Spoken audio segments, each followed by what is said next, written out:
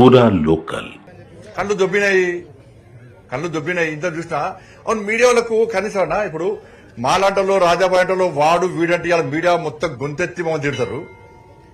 ఇంతకుముందు నేను వీడియో అయినా ఒక పేపరోడు వాడు మరి మీడియా ఏం చేస్తుంది, ఒక పేపరోడు వాడు అని కేసీఆర్ కొడుకు మాట్లాడుతుంటే మీడియా ఎందుకు కూర్చుంటుంది, వాళ్ళు ఎందుకు అమ్ముకుంటుంది మీడియా? ఒక పేపరోడు వాడు, ఒక బీజేపోడు. బిడ్డ నీ అహంకారం కండకారం చేస్తే బిడ్డ గంత నీ అయ్య ఇంకా వాళ్ళ అయ్య ముఖ్యమంత్రి అనుకుంటాడు, ఇంకా ఆయన మంత్రి అనుకుంటాడు. వాడు వీడా? నీ భాషనే నీ అహంకారమే బీఆర్ఎస్ పడి కుంభముంచింది. నీ అహంకారమే బీఆర్ఎస్ పడి కుంభముంచింది. ఇలా చెవులు దొబ్బినాయి కేసీఆర్ కొడుకు.